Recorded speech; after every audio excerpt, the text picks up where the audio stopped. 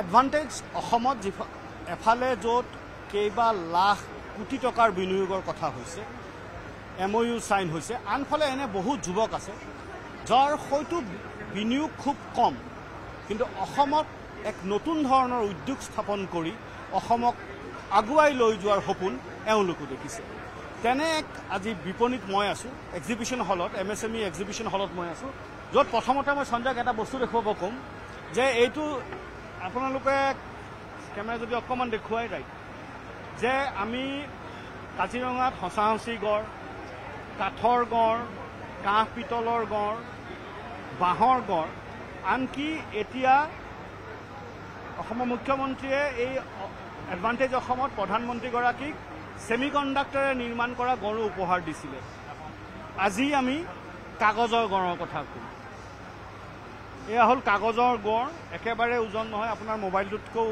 পাতল আৰু গড়টোৰ বিশেষত্ব হ'ল যে গড়টো মেটেকাৰে বনোৱা আৰু এনেকুৱাকৈ মেটেকাৰে অকল গড়েই নহয় ইয়াত যিমানবোৰ সামগ্ৰী দেখিছে সকলো মেটেকাৰে বনোৱা আৰু ভাৰতবৰ্ষত প্ৰথম এনেকুৱা এটা উদ্যোগ যিটো উদ্যোগত মেটেকাৰে এনেকুৱাকৈ পেপাৰ বনায় য'ত লিখিব পাৰি চিয়াহী বিয়পি নাযায় আৰু এই পেপাৰৰ ওপৰত আপোনাৰ পেইণ্টিং প্ৰিণ্ট কৰিব পাৰি আৰু এই উদ্যোগৰ লগত কুম্ভী কাগজ ৰাইট জড়িত এই যুৱক কেইজন আছে মোৰ সৈতে প্ৰথমতে ৰূপাংকৰ ভট্টাচাৰ্য আৰু তোমাৰ নাম কি বুলি কৈছিলে অনিকেত ধৰ সৰুকৈ আৰম্ভ কৰিছে সপোন খুব ডাঙৰকৈ এটা ইণ্ডাষ্ট্ৰী কৰাৰ ইণ্টাৰনেশ্যনেল লেভেলত কাম কৰা প্ৰথম কথা হ'ল এডভান্টেজ অসমত দেশৰ দিগ্গজ সকলো আহিছে য'ত বিনিয়োগৰ কথা কোৱা হৈছে 50 লাখ কোটি টকাৰ বা তাতকৈ অধিক যদি কোনোবাই কৰিছে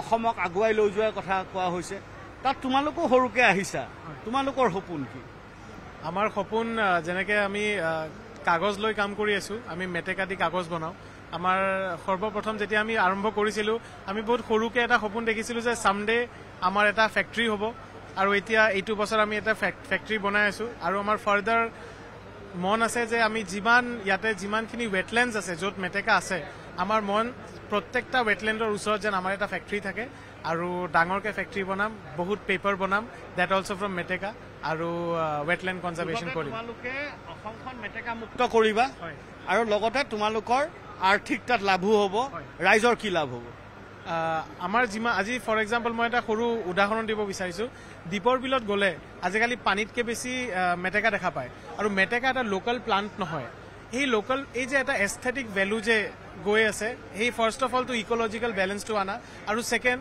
আমি য'ত ফেক্টৰী খুলিম আমাৰ ফেক্টৰীটো মেইনলি ৱেটলেণ্ডৰ ওচৰত খোলাৰ মূল আইডিয়াটো এইটো যে তাৰে ওচৰত থকা যিমান মানুহ আছে কমিউনিটি ফিচিং কমিউনিটি বা ফাৰ্মিং কমিউনিটি সিহঁতৰ লগত জড়িত হৈ কাম কৰিব বিচাৰিছোঁ আৰু বেছিকৈ জব অপৰচুনিটিজ বঢ়াব বিচাৰিছোঁ কাগজ বুলি কোৱা হৈছে মানে কি আছে কিছুমান দেখাব পাৰিবানে এইটোতো ফাৰ্ষ্ট অফ অল আপুনি ইয়াতে যিমানখিনি কাগজ দেখিছে ইয়াতে এই দুটামান আমি পেপাৰ দেখাওঁ ইয়াতে ইংক পেনৰ পৰা আদি কৰি চবখিনি পেপাৰত আমি ট্ৰায়েল দিছোঁ য'ত ইংক বিয়পি নাযায় আৰু তাৰ লগে লগে আমি নোটবুকছ বনাইছোঁ আমি কেলেণ্ডাৰ্ছ বনাইছোঁ আমাৰ ওচৰত এনেকুৱা সৰু টেবুল কেলেণ্ডাৰ আছে আৰু এই কেলেণ্ডাৰৰ মজাটো এইটো যে যেতিয়া আমাৰ আজিকালি চবৰ আৰ্বান গাৰ্ডেন আছে টেবুল টপৰ ওপৰত প্লান্ট থাকে এই এটা পেজ আপুনি লৈ যদি ফালি তাতে দি দিয়ে এইটো মেনুৱেৰৰ কাম কৰে ফাৰ্টিলাইজাৰ হৈ যায় তাৰ লগে লগে আমি এইখিনি পেইণ্টিং প্ৰিণ্ট কৰিছোঁ যোন পেইণ্টিংটো হেণ্ডমেড পেপাৰত কেতিয়াও প্ৰিণ্ট কৰিব পৰা নাযায় আৰু আমাৰ পেপাৰটো দেখিব পাৰিছে হ'ল মেটেকাৰ কাগজৰ ওপৰত প্ৰিণ্ট কৰা নৰ্মেলি মেটেকাৰ কাগজৰ ওপৰত প্ৰিণ্ট কৰা নহয় বুলি এটা ধাৰণা আছিলে সেই ধাৰণাক নস্যাৎ কৰি ইয়াত প্ৰিণ্ট কৰিব পৰা এটা মেটেকাৰ কাগজ তোমালোকে তৈয়াৰ কৰিছা কুম্ভী কাগজ নামটো দিছে দেশ কা কাগজ বা দেশৰ কাগজ আমি লেম্পশ্বেডো বনাইছোঁ এতিয়া মাৰ্কেটত লেম্পশ্বেড লৈ আহি আছোঁ লগত আমাৰ চুভিনিয়াৰ প্ৰডাক্ট যেনেকুৱা আপুনি ৰাইনটো দেখালে গড় এটা বনাইছোঁ আৰু এনেকুৱা আমাৰ মেইনলি এলিমেণ্টটো হ'ল ডিজাইন এলিমেণ্ট আমি নোটবুকছৰ বেলেগ নতুন মিনিমালিষ্টিক ডিজাইন ক্ৰিয়েট কৰি আছোঁ কৰ্পৰেট গিফটিং ছেগমেণ্টত কোটি টকাৰ কথা হৈছে তোমাৰটোত কিমান কোটি তোমাৰটোত কিমান কোটি আমাৰটোতো এতিয়া কোটিৰ ফালে আমি গৈ আছোঁ আচ্ছা প্ৰধানমন্ত্ৰীগৰাকী ইয়ালৈ আহিছিলে হয় আহিছে কিবা সুধিছিলে নে হয় আমি মন কী বাতত আমাক মেনশ্যন কৰিছিলে সেইটো আমি ছাৰক কোৱাৰ লগে লগে ছাৰে ক'লে যে এওঁৰ মনত পৰিছে যে আমি মন কী বাতত মেনশ্যন হৈছোঁ বুলি তাৰপিছত ছাৰে এইটো সুধিলে যে মন কী বাত মে জিকৰ करने के बाद आपका कुछ फर्दर डेवलपमेंट हुआ তো আমি সেইটোৱে ক'লো যে মন কী বাতত অহাৰ লগে লগে যে আমাক গোটেই ভাৰতত চবে চিনি পাইছে আজিকালি আমাৰ যোনটো এইটো ছেগমেণ্টৰ চব মানুহে আমাক চিনি পাইছে অৰ্ডাৰ বাঢ়িছে আহা এইখিনি ক'লো ছাৰক এডভান্টেজৰ পৰা কি লাভালাভ হ'ব বুলি ভাবিছা বহুতখিনি ডিলছ আমি ক্ৰেক কৰিব পাৰিছোঁ বুলি ভাবিছোঁ এতিয়ালৈ বহুতখিনি কুৱেৰিজ আহিছে আমাৰ ওচৰত আৰু কৰ্পৰেট গিফটিং ছেগমেণ্ট যোনটো আমাৰ প্ৰাইমাৰী ছেগমেণ্ট তাতে আমি এতিয়া অলৰেডি ইনিচিয়েট কৰি দিছোঁ বহুতখিনি মানুহৰ লগত আমাৰ কথা হৈছে আশা ৰাখিছোঁ চব ডিলছবোৰ কনভাৰ্ট হ'ব ইনটু একচুৱেল ডিলছ সেয়া আছিল ৰূপাংকৰ ভট্টাচাৰ্য কুম্ভী কাগজ ইয়াৰ পৰা যদি এখোজ এইফালে যাওঁ অকণমান সঞ্জয়ে দেখুৱাই লৈছে প্ৰডাক্ট কিছুমান ইয়াত এই সৰু সৰু নোটবুক এই মেটেকাৰে বনোৱা য'ত লিখিব পাৰি আঁকিবও পাৰি প্ৰিণ্ট কৰিব পাৰি এই গড় কাগজৰ হাতী সৰু সৰু গিফ্ট দেশ কা কাগজ নাম দিছে আৰু সচৰাচৰ নদী পুখুৰীত যি মেটেকা আমি দেখা পাওঁ সেই মেটেকাৰ পৰা নিৰ্মাণ কৰা হয় সঞ্জয়ৰ লগত মই ইয়াৰ পৰৱৰ্তী যি বিপণী তালৈ যাব বিচাৰিছোঁ ইয়ালৈ যোৱাৰ সময়ত প্ৰথমটো মই নামটো উচ্চাৰণ কৰিবলৈ অসুবিধা হয়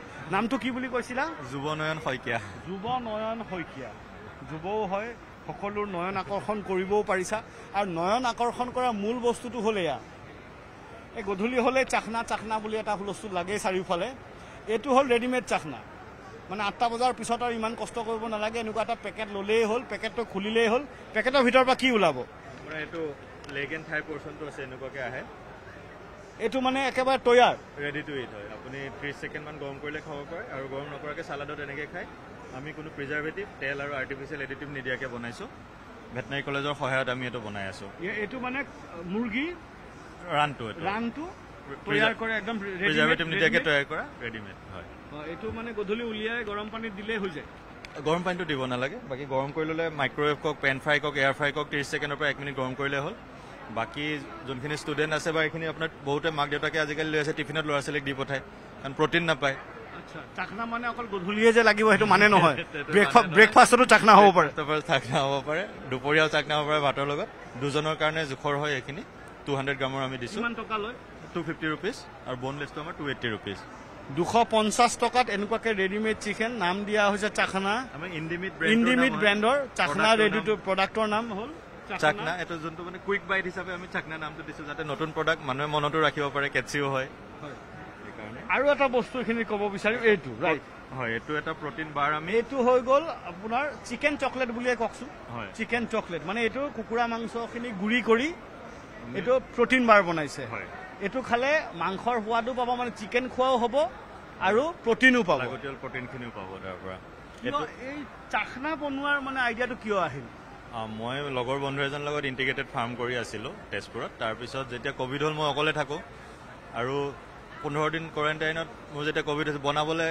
মই পৰা অৱস্থাত নাছিলোঁ আৰু তেনেকৈ ৰেডি টু ইট প্ৰটিন পাব পাৰে প্ৰটিন হাইলি ৰিকমেণ্ডেড আছিল সেইটো সময়ত তো তেনেকুৱা প্ৰটিনৰ একো পোৱা নাছিলোঁ আৰু যিহেতু ফাৰ্মিং কৰি আছিলোঁ তেতিয়া আমি সিদ্ধান্ত ল'লোঁ যে এজন আমি প্ৰচেছিঙত যাওঁ তাৰপৰা আমি হায়দৰাবাদৰ নেশ্যনেল মিট ৰিচাৰ্চ ইনষ্টিটিউটত গ'লোঁ তাত বহুতখিনি ট্ৰেইনিং ল'লোঁ ইয়াৰ ভেটেনাৰী কলেজৰ পৰা বহুতখিনি ট্ৰেইনিং ল'লোঁ তেনেকৈ আমি ৰেডি টু ইট চিকেনত আহিলোঁ আৰু বহুত বাহিৰৰ মানুহে আহি পেলাই মানে কয় যে আমাৰ ইয়াত তেনেকুৱা একো নাপায় নেকি বাহিৰত বহুত পায় ৰেডি টু ইট জাৰ্কিয়ে কওক বহুতখিনি পায় চ' সেইকাৰণে ভাবিলোঁ আমি নিজে কিয় কৰিব নোৱাৰোঁ ইম্পৰ্ট কৰি থকাতকৈ আমি এটা ইম্পৰ্ট ছাবষ্টিটিউট আমাৰ নিজৰ ঠাইতে বনাওঁ সেইটো ভাবি পেলাই আৰু আমি হেল্ডি কৰিবৰ কাৰণে প্ৰিজাৰ্ভেটিভ অইল আৰু আৰ্টিফিচিয়েল এডিটিভ নিদিয়াকৈ বনাইছোঁ কিমান দিনলৈকে থাকে এইটো আমি 1.5 বছৰ চেল্ফ লাইফ পাম এইটো 1.5 বছৰ চেল্ফ লাইফ হয় আৰু এই আপোনাৰ চাখনা এইটো চাকনা এতিয়া আপোনাৰ 6 মাহ হৈ আছে ডিপ ফ্ৰিজত নৰ্মেল ফ্ৰিজত 15 দিন ৰুম টেম্পাৰেচাৰ 3 দিন আৰু আমাৰ টেকন'লজি ইয়াত মেচিন ইকুইপমেণ্ট কিছুমান অহা নাই আহিলে এইটো আমি 1.5 বছৰলৈকে নিব পাৰিম এডভান্টেজত আহি কিমান এডভান্টেজ হৈছে এডভান্টেজত আমাৰ 5জন ইনভেষ্টৰে আমাৰ সৈতে কথা পাতিছে এতিয়ালৈকে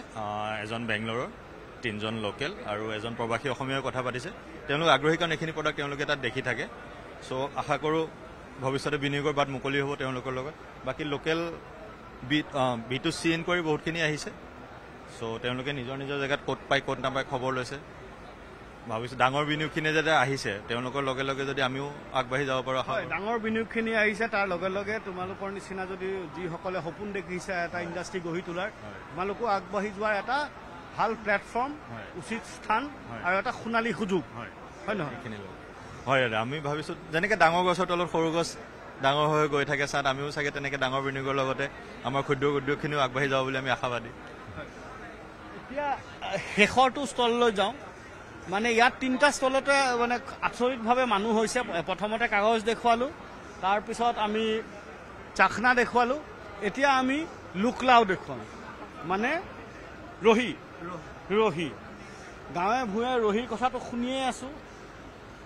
এয়া ৰহি এডভান্টেজত, বটলত ধুনীয়াকৈ ৰহি দোকানত পায়, হয় নহয়?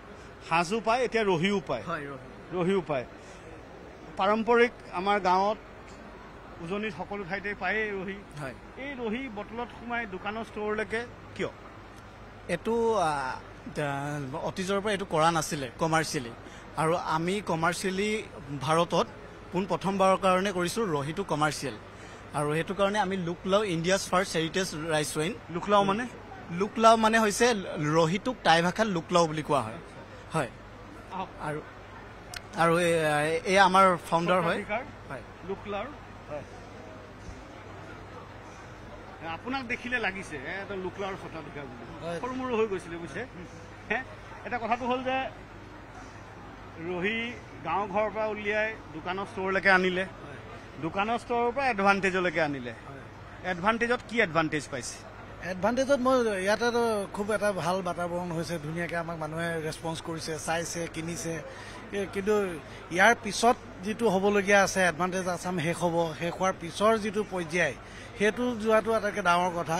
কাৰণ ডাঙৰকৈ আমি যদি গোটেই ভাৰতবৰ্ষৰ বজাৰখন ল'বলৈ যাওঁ বা বেলেগ বিদেশলৈ যদি পঠিয়াবলৈ যাওঁ, তেতিয়াহ'লে প্ৰপাৰ মাৰ্কেটিং, প্ৰপাৰ এডভাৰটাইজমেণ্ট চব লাগিব, গভৰ্ণমেণ্টৰ হেল্প লাগিব। মুখ্যমন্ত্ৰী এডভাৰটাইজমেণ্টখন কৰিয়ে থৈছে, আটাইতকৈ ডাঙৰ এডভাৰটাইজমেণ্টখন আপুনি পিছফালে লগাই থৈছে, তেখেতৰ টুইট আৰু তেখেতৰ ফটোগ্ৰাফ। তেখেতে মোক যথেষ্ট সহায় কৰিছে সকলো দিশৰ পৰা, আৰু তেখেতক এই ক্ষেত্ৰতো এই সময়তে মই তেখেতক এবাৰ ধন্যবাদ দি থৈছোঁ। আমাৰ মুখ্যমন্ত্ৰী মহোদয়ৰ সবল নেতৃত্বই আমাক যথেষ্ট অসমখনৰ অগ্ৰগতি লাভ কৰিব। কথাটো হ'ল কি, তেখেতে 1 জানুৱাৰীৰ দিনা হেৰিটেজ ৰাইচ ৱাইনটো প্ৰমোট কৰাৰ কথাটো অফিচিয়েলি এনাউন্সমেণ্ট কৰিছে। এই এডভান্টেজ আছামৰ পিছত চাগে ডেফিনেটলি এই কামটো হৈ উঠিব। আপোনাৰ কি পৰিকল্পনা আছে? মোৰতো পৰিকল্পনা আছে যে মই মোৰ যিকেইটা চেলেঞ্জেছ আছে সেইকেইটা পূৰা কৰি ল'ব লাগিব। কাৰণ মই মাস্ক প্ৰডাকশ্যন কৰিব লাগিব যদি ইণ্টাৰনেশ্যনেল মাৰ্কেটত যাবলৈ হয়। তাৰপিছত অলপমান কিবা কিবি চেঞ্জেছ কৰিবলগীয়া আছে, সেইবিলাক কৰিব লাগিব। কি মানে আপুনি এতিয়া ইনিচিয়েলি যিখিনি বনাইছে তাত কিখিনি আকৌ শুধৰণি কৰিব বাকী আছে? শুধৰণি কৰিবলগীয়া আছে। তাৰমানে এক্সপৰ্ট যদি কৰিবলৈ হয় বটলৰ চাইজটো অকণমান সৰু হ'ব লাগিব, অকণমান পেটুৱা হোৱাৰ কাৰণে জেগাটো বেছি লৈছে। বটলটো বোলে অকণমান পেটুৱা হ'ল, সেইটো কাৰণে ঠাইকণ বেছি লাগে বোলে, স্লিম কৰিব লাগিব ন? অকণমান ৱাইন বটলৰ চেপত আনিব লাগিব। এইটো কোনে ডিজাইন কৰি দিছিলে? এইটো মই প্ৰথমতে IIT গুৱাহাটীত এবাৰ কৰি দিছিলে, তাৰপিছত ঠিকেই হৈছিলে, বটলটো অলমষ্ট শ্বেপটো একেই আছে, কিন্তু মানে বটল এক্সপাৰ্টে ক'লে যে অলপমান চেঞ্জ কৰিব লাগিব। লাষ্টত হৰিদ্বাৰত এইটো আমি ডিজাইন কৰিলোঁ, উত্তৰ প্ৰদেশত বনাইছিলোঁ বটলটো। তথাপিও এইটো এটা পেটুৱা হ'ল, আৰু অকণমান চাইডকেইটা কাটি স্লিম কৰিব লাগিব। হয়, ঠিকে আছে দিয়ক। এবটল খোৱাৰ পিছত আৰু ঠিক হৈ যায়।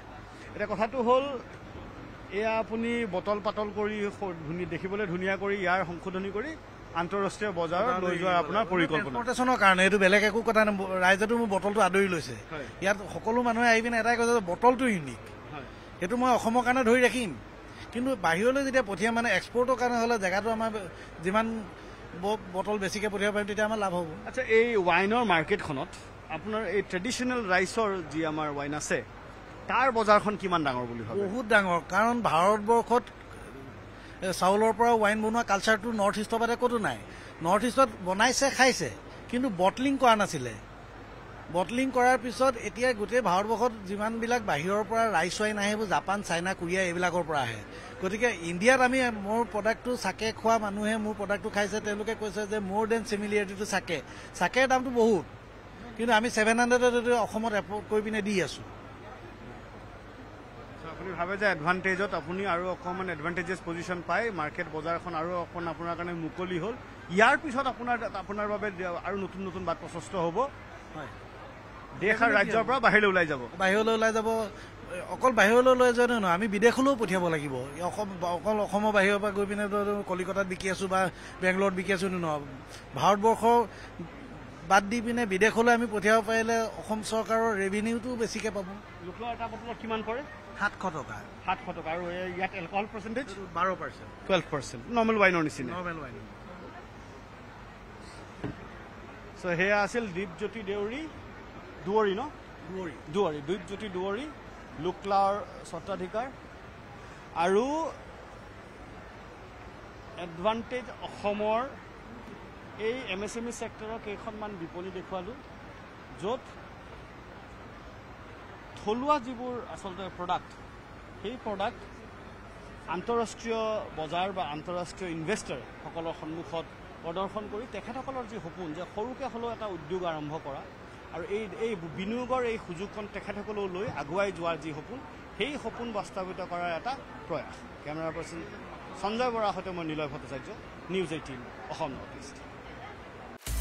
আপুনি বিচৰা বাতৰি পাব কেৱল নিউজ 18 এপত। নিউজ 18 এপ ডাউনলোড কৰিবলৈ স্কেন কৰক এই QR কোড। গুগল প্লে ষ্টৰতো পাব এই নিউজ 18 এপ।